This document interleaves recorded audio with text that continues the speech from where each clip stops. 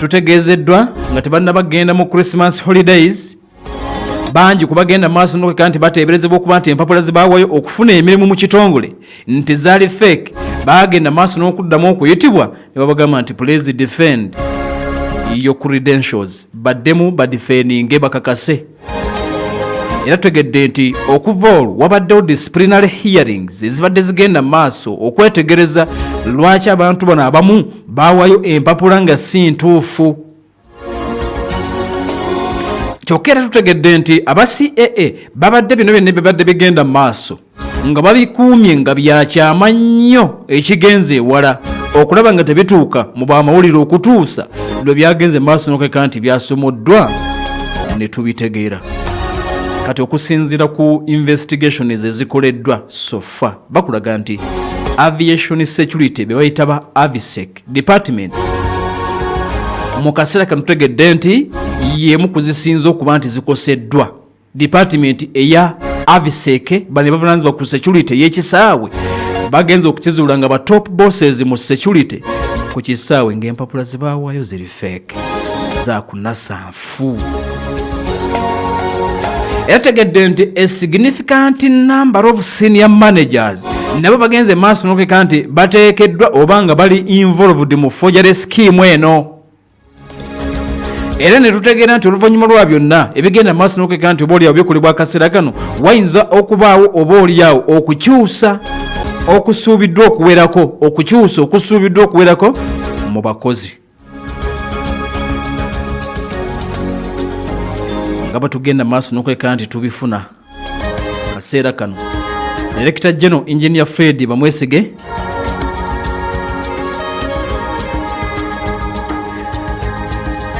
era nga akaseera kano twegedde nti akulira obuyinza omuyita sekamu w'ekitongole kino gwe bayita Vianney Rujja abadde akyaganya okuba ku kyayogera ku nsonga eno naye nga amawulire gavuddeyo galeeteddwa enswera y'oku kisenge ensonda ezeesigika gagamba nti waliwo major forgery scandal ng'erimu ebitabo nti abamu abantu abaawayo empapula zaabwe okufuna emirimu ate gizuuliddwa nga abawerako giri fake 80 n'omusobyo bali mu kunoonyerezebwako.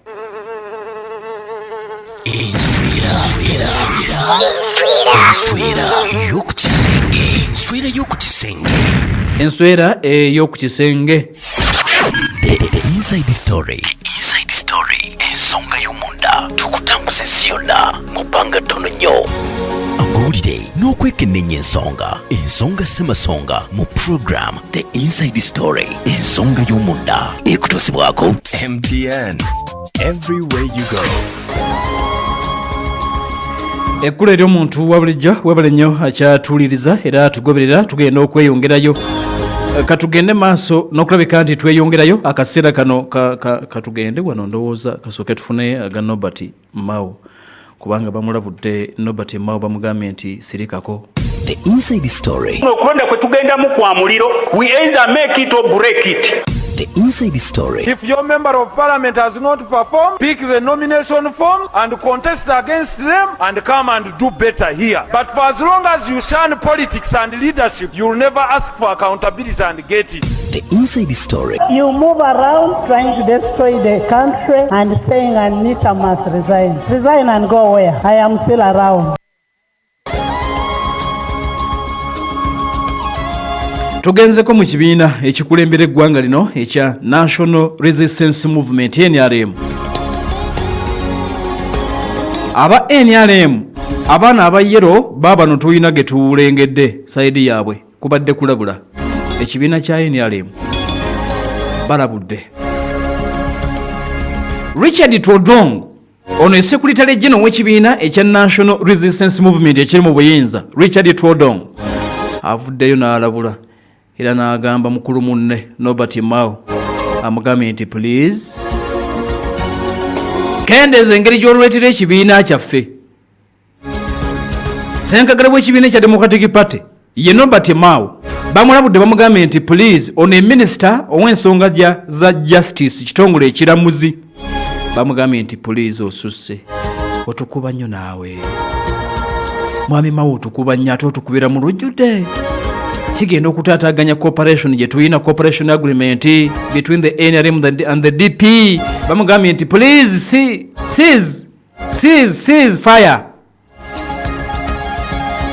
Okusinziira ku Twodongo Secretary General w'ekibiina ekya NRM avudde n'agamba nti ebyaddala ekibiina si kimativu n'engeri Norbert Mao gy'agenda ng'alaga obutali bumativu n'endagaano yakolebwa wakati waabwe ne NRM. Era okusinza ku Twodongo agamba nti ebiriwo bireeta ebibuuzo bingi nti wanaabawo liniuwo oba nedda. Naye ng'omusajja atabuse ayogera. Katusooke tujjukire cooperation deal eno wakati w'ekibiina ekya NRM n'ekibiina ekya DP yateekebwako omukono mu Julayi w'omwaka ogwa 2022. Endagaano ey'okukolera awamu NUP rather ekibiina kya NRM n'ekibiina ekya DP bangi gye baagamba nti DP yali efumbiddwa NRM. Endagaano eno yakkiriza Mao ne group eyabamu ku bana DP okwegatta ku cabinet. Mwalimu Mao okufuna ekifo mu cabinet ya Mwami Museveni. Move eno yali intended to promote collaboration between the two parties. Ebibiina bibiri okulaba nga bikwatagana bulungi era bitambule byonna paka 2026 endagaano ekoma 2026. Wabula Norbert Mao ono nga minisita wa nsonga za kiramuzi emirundi mingi avuddeyo nga agenda maaso n'okuba nti acriticinga ekibiina kya NRM nga kikiikira ensingo ng'agamba nti bingi ku byateesebwako mu ndagaano tebigenze maaso n'okweka nti oba oliawo bituukiriziddwa. Kyokka abadde abyogera mu public ng'alaga nti si mumativu. Twodongo amuwadde amagezi n'amugamba nti abalinda mulinnya muko beera mwegendereza ng'omukulembeze akiikirira ekibiina ng'akimanyi nti waliwo endagaano wandibadde omanya engeri gy'ogenda maaso n'okwogeramu n'okulaga obutali bumativu bwo. Okusinziira ku Norbert Mao agamba nti waliwo bingi bye bakanyako ebiganye okulabika nti bikolebwa. Okusinziira ku Norbert Mao agamba nti bingi biganye okulabika nti bikolebwa.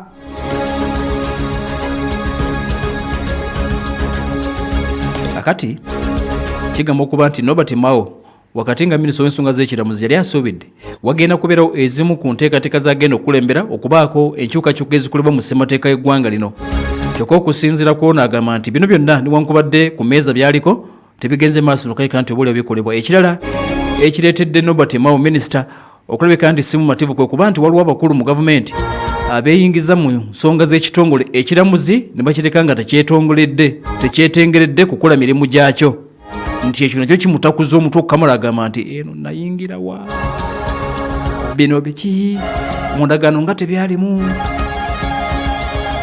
Kakati nti si mumativu yadde omulundi ogumu n'akatono. Kakati nga bwe mbategeezezza endagaano esuubiddwa okuggwako omwaka 2026.